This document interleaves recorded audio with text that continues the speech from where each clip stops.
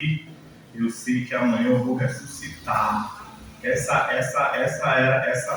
seria a ideia principal. Mas o Jefferson Pilar diz que combinou com a moça, sei que amanhã eu vou acordar, porque como ele é um cantor jovem, ele canta para os jovens, mas essa é a maior certeza, irmão. Essa é a certeza, essa era a certeza do povo de Deus no velho Israel, sabe? A maior certeza do povo de Deus era o que aconteça, o que acontecesse. Um dia eles iriam se ressuscitar. Jesus, quando veio no Novo Testamento, ele deixou a promessa de ressurreição. E ele morreu e ressuscitou e disse: está vendo vocês que o que a gente fala, eu e o Pai e o Espírito Santo, é verdade? E essa é a nossa maior realidade, a nossa maior esperança hoje. Um dia todos iremos, todos não, né? A maioria irá ressuscitar. Por quê? Porque alguns estarão vivos nesse evento maravilhoso que acontecerá. E quando Jesus voltar, segundo o apóstolo Paulo diz, seremos transformados para poder ir para o céu. Aí os fiéis, os cristãos, aqueles que entregaram sua vida a Jesus, aqueles que saberam a sua identidade verdadeira, ressuscitarão primeiro, depois os vivos que estiverem, os que estiverem vivos na ocasião da volta de Cristo serão transformados e todos irão para o céu. Aleluia, irmãos. Promessa maravilhosa. Sabe quantas pessoas morreram nessa promessa, irmão? Essa promessa foi dada em Gênesis capítulo 3, depois que o homem caiu e disse: virá o filho do homem, vai virar o que vai esmagar a cabeça da serpente. Igual a Messias fez com a serpente lá na cara dele. Vai esmagar a cabeça dela. Ela fez lá no calcanhar, mas ele vai esmagar a cabeça da serpente. E Jesus esmagou a cabeça da serpente. E nos deu a esperança, renovou a nossa esperança de vida eterna. Meu tema hoje é exatamente esse, né? O Espírito Santo e a vida eterna. O verso para memorizar está em Mateus capítulo 25. Quem não tem lição aí? Quem não tem lição? Abra a Bíblia. Vamos ler a Bíblia. Vamos ler a Bíblia em Mateus capítulo 25, verso de 1 a 4. Mateus, livro de Mateus, o evangelista, né? Mateus capítulo 25, versos de 1 a 4. Todos acharam? Todos estão com a Bíblia ali no ponto aí? Já estava marcado, está certo. Antes da gente ler, a gente vai fazer o quê? Vamos lá. Santo, santo, amado Deus, que habita nos céus, graças te damos, ó Pai, porque o Senhor tem sido tão bondoso para conosco, ó Pai. Principalmente nesses últimos dias, Senhor Deus, em que o Teu Santo Espírito vivificou a nossa vida, animou o nosso espírito, assim como foi cantado no hino: vive em mim, santo e bom Consolador.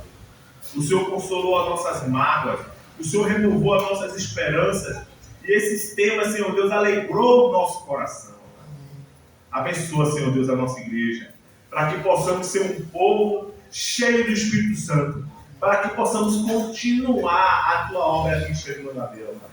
Fica conosco, abençoa a Tua palavra que vai ser lida, ó Pai, santa, revelada para nós, que aqui em 2026, em Chão de Mangabeira, temos contato com o que é eterno. Fica conosco, te pedimos em nome de Jesus. Amém. Mateus 25, de 1 a 4, diz assim: então o reino dos céus será semelhante a 10 virgens, que pegando suas lamparinas, saíram a encontrar-se com o noivo. 5 delas eram o quê? Imprudentes. E as outras 5 eram prudentes. Eu gosto de falar a palavra prudente e nécias, porque fica mais... As imprudentes, ao pegar suas lamparinas, não levaram o óleo consigo. Mas as prudentes, além das lamparinas, levaram óleos e azeite. Irmãos, essa parábola de Jesus, essa parábola das 10 virgens, ela tem um fundo de simbolismo muito grande, né? Por exemplo, as virgens. Quem são as virgens? Quem são as virgens para vocês? É quem? Quem pode me ajudar aqui? Quem são as virgens? As 10 virgens. Quem são as 10 virgens? Quem são? A igreja. A igreja. 10 virgens são a igreja. Né? Aí por que essa palavra virgem? Porque a igreja possui uma fé pura. Uma fé que não é misturada com o pecado. E por isso a expressão do mestre 10 virgens. Ora, ele começou a falar das 10 virgens. Mas dentre as 10 virgens, 5 eram prudentes e as outras 5 eram nécias. Vou botar nécia para depois botar prudentes e não misturar.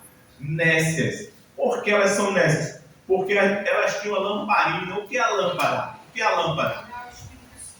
A lâmpada, o que é que diz lá em Salmo 105, verso 102? Lâmpada para os meus pés e a tua palavra é luz para o meu caminho. Então, a lâmpada é o quê? A palavra de Deus. Vamos lá no raciocínio. Só que todas as 10 tinham a lâmpada, todas as 10 tinham a palavra de Deus, não era isso? Olha, irmãos, nem sempre ter a palavra de Deus, eu até esqueci da minha aqui, nem sempre ter a palavra de Deus quer dizer nada, né? Se a gente não tiver o poder do Espírito Santo, amém, se a gente não tiver a consagração da nossa vida, né? Você vê que quanto tempo faz que a gente tem várias casas, às vezes está lá o Salmo 23, o Salmo 91 aberto, mas só não está aberto, porque era moda antigamente. E até hoje ainda é. Mas essa palavra tem que ser o quê? Estudada. Pois muito bem. Vamos continuar com a parábola. As imprudentes tinham a lamparina, as lâmpadas. Agora, elas também tinham outro componente aí, que era o quê? O óleo. Todas as 10 tinham óleo na lamparina. Mas só que 5 delas eram prudentes. O que é uma pessoa prudente?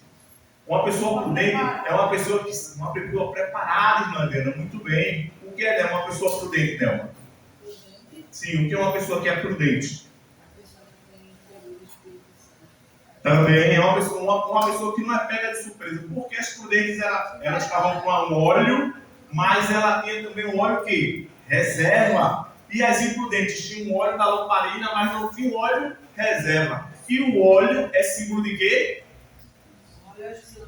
É o símbolo do Espírito Santo, exatamente. Quando a gente viu lá Davi, né? Quando Samuel foi ungir Davi com óleo, ele ungiu Davi ainda no meio, na frente dos seus irmãos. E a palavra de Deus diz que assim que Samuel ungiu Davi com óleo, que é o símbolo do Espírito Santo, daquele dia em diante o Espírito Santo nunca mais saiu da vida dele. Amém. Precisamos desse óleo, né, irmão? Precisamos do poder do Espírito Santo. E aí acontece um problema. A gente vai ver lá na frente. Continuando aqui na lição, diz a parábola das 10 virgens, que simboliza o retorno de Jesus. Isso também é importante, porque essa parábola é um símbolo da volta de Cristo. Irmãos, a história conta que Jesus tinha vindo, estava lá com seus discípulos sentados, e de repente veio um cortejo, porque era um cortejo, era muito comum antigamente, era da tradição dos judeus, de vir um cortejo cheio com virgens, e era em um momento de casamento, e elas iam, pegavam o noivo e levavam para o casamento, e ali tinha aquela festa de casamento. E a palavra de Deus, no livro Parábola de Jesus, a Serva do Senhor, diz que Jesus gostava muito de festa, e gostava muito de ir para a festa de casamento. Por quê? Por que ele gostava? Porque ele quis instituir isso do casamento. O casamento que instituiu foi Jesus, lá no Éden. Então ele gostava de ir para a festa de casamento. Mas uma dessas ele viu, quando ele viu esse cortejo passando, ele olhou para os discípulos e disse: a volta do Filho do Homem será semelhante a isso. E ele começou a adentrar nessa parábola. O retorno de Jesus à Terra nos mostra a necessidade de estarmos o quê? Preparados, irmãos. Temos que nos preparar para a volta de Cristo. Já pensou? Muitos não vão estar preparados para a volta de Cristo. Ah, vai não, irmão. Olha, Jesus não vai voltar mais não. Vocês estão esperando. Quantos anos as pessoas esperou? Eu me lembro de um sermão que eu escutei de um pastor, que ele era pastor na Paraíba. E lá ele conheceu os pioneiros, os primeiros adventistas que levaram a mensagem naquele estado. Irmãos, eram homens especiais, eram homens iluminados. Ele disse: eu conheci a primeira geração de adventistas da Paraíba. E ele começou a contar, e a história, ele se maravilhava. Mas um desses, que tinha sido até presidente da associação, já no leitinho de morte, era muito amigo desse pastor, ele chamou o pastor e disse: eu quero receber uma visita. E já assim, faltavam dias ou horas para ele morrer, para ele ir para o sono dos justos. E ele chamou o pastor, e o pastor chegou e disse: diga, pastor. Ele disse: Jesus vai voltar mesmo. Ou tudo que a gente pregou esses anos todos, ou tudo que a gente fez esses anos todos foi em vão. Sabe, irmão? Ele já debilitado pela doença, sabe? A mente já fraca. Ele começou a falar besteira, a pensar besteira, e perguntou para o pastor. O pastor disse: sim, meu pastor. Você levou a mensagem para mim. Amém. Essa mensagem hoje me faz viva. E sim, Jesus vai voltar. Amém. Irmão, não deixe que nada e que ninguém tire essa verdade da sua vida. Jesus vai voltar para nos buscar.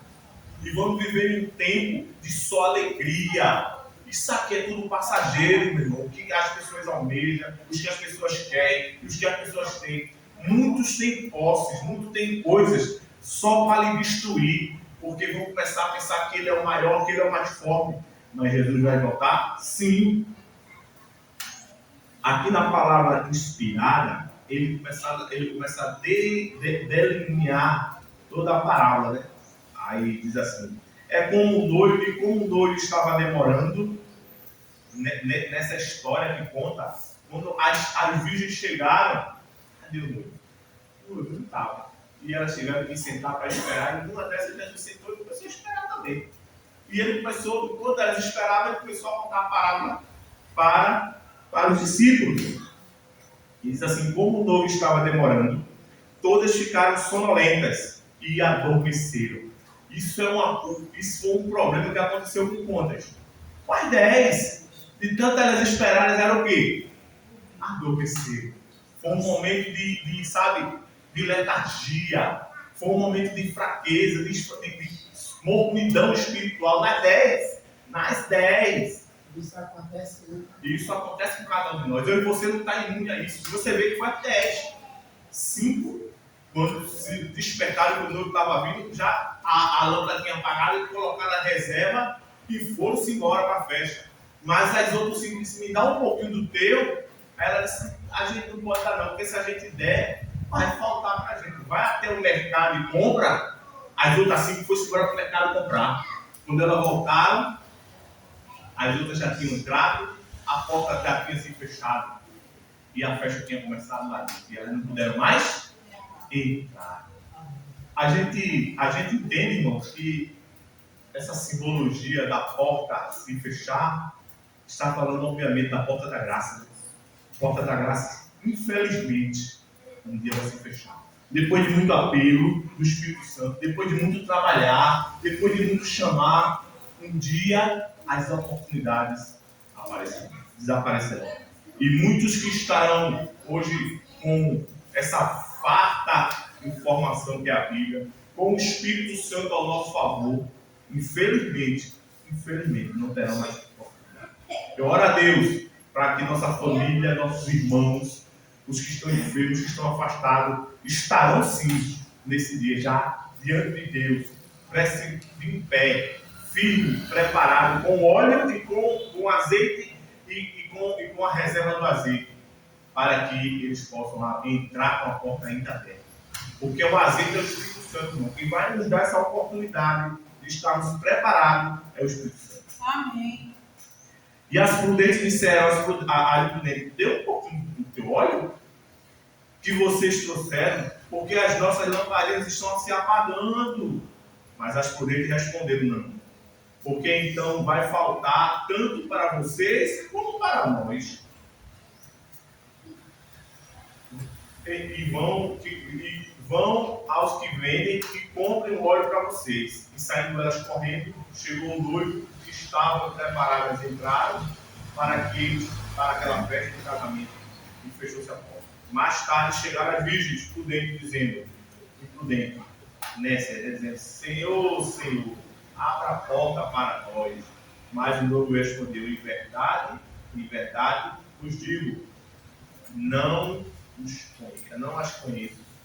Portanto, vigie, porque não sabeis nem o dia, nem a hora. Essa palavra do noivo foi forte, não? Não as conheço. Por que ele disse isso, irmão? Porque muitas vezes, irmãos, a gente vê o cristianismo fraco na nossa vida. Eu já me questionei, o que é que eu estou fazendo para Deus? É só ir no culto sábado? É só adorar a Deus? É só ficar louvando em casa, orando, fazendo culto? O que é que eu estou fazendo para a obra? Sabe? O nosso cristianismo não pode ser um cristianismo superficial. Temos que estar firme na obra, levando a mensagem de Deus, para que a nossa lâmpada, para que o nosso óleo possa estar em reserva. Porque quando a gente está trabalhando na obra do Senhor, irmãos, o Espírito Santo nos dota de poder, nos dota de inspiração, para que a gente esteja a reserva. Trabalhe na obra do Senhor, faça tudo que você puder. Pregar, eu não posso sair pela ladeira, faça do jeito, se adapte do seu jeito, porque a gente tem que, de toda forma, trabalhar para a causa do Senhor. Lembra comigo? Eu quero trabalhar para o meu Senhor, tanto no poder de Salvador. Vou orar e trabalhar, e ocupado sempre está na seara dos trabalheiros para a obra. Não se importe não, irmão, se a igreja tem muito, tem pouco, se tem 10, tem 20, se tem um. Se tiver um honrando ao Senhor, está tudo certo. Amém. Agora, a obra é dele, e a hora certa que ele enviar, vai enviar. Quantas vezes chegou foi mesmo mais família aqui? Não, a gente está se mudando, a gente veio para cá, Deus mandou a gente vir congregar aqui. Acabou-se. A gente tem que estar preocupado na obra, focado na obra, e na obra do Senhor, o seu trabalho, o meu trabalho. Lá em 2 Coríntios 11:2, diz assim: tenho por zelo por vocês, com um zelo que vem de Deus, pois eu preparei vocês para apresentá-los como virgens puras ao só esposo, que é Cristo. O apóstolo Paulo disse isso. Ora, se ele disse que eu tenho preparado vocês, ele preparou o quê? O povo de Deus para o encontro com Cristo como noiva para o seu esposo, que é Cristo. Então, as virgens e a esposa de Cristo é a igreja. Amém? O apóstolo Paulo retificou isso. E aquilo que a irmã Adriana já falou, né? Verso 119, 105, lâmpada para os meus pés é a tua palavra e luz para o meu caminho. Também, lá em 1 Samuel 16:13, também a confirmação aqui de que o Espírito Santo, né, é ungido com óleo, é o símbolo. Samuel pegou o chifre do azeite e ungiu Davi por meio dos seus irmãos. No meio dos seus irmãos. E daquele dia em diante, o Espírito Santo se apossou de Davi. Louvado seja o nome do Senhor. Irmãos, uma coisa é certa. Nós almejamos o céu. Amém. Nós almejamos uma terra melhor, um país melhor. Nós queremos estar perto de Deus. O nosso Salvador nos criou, nos fez, nos remiu, nos salvou. E Ele quer agora estar a viver eternamente ao nosso lado. Isso é maravilhoso. Testemunhos inspirados. A irmã White falou no livro Parábola de Jesus, dizendo assim: os convites à ceia do Evangelho são que professam servir a Deus, cujos nomes estão escritos no livro da vida. Nem todos, porém, que professam ser cristãos são discípulos verdadeiros. Antes que seja dada a recompensa final, precisa ser decidido quem está apto para participar da herança do justo. Essa decisão deve ser feita antes da segunda vinda de Cristo, nas nuvens do céu, porque quando Ele vier, a recompensa estará com Ele, para dar a cada um segundo as suas obras. Está vendo que o que a gente faz pela obra é importante, irmãos? Porque a recompensa estará com Ele. Ah, irmão, mas eu trabalho tanto com o Senhor, tanto na igreja, e às vezes eu me sinto injustiçado. É porque o mundo que a gente vive é assim, irmão. Não é um mundo muito justo. E até às vezes dentro da igreja a gente não vê muita justiça. Mas a serva do Senhor disse assim: mas Ele virá com a sua recompensa. Amém. Ele virá trazendo a sua recompensa. Amém. Então, irmão, não se preocupe se às vezes eu vier eu já participei, principalmente a gente aqui, estamos num plenário de pessoas experientes de igreja, e uma hora ou outra a gente já passou passou por alguma injustiça e já se entristeceu na obra. Mas a gente não podemos deixar a obra. Também ela escreveu no livro Patriarcas, no livro Palavra de Jesus também, ela diz, os dois grupos de vigias representam duas classes que professam estar à espera do Senhor. São chamadas virgens porque professam fé pura. A lâmpada representa a palavra de Deus, diz o salmista. Lâmpada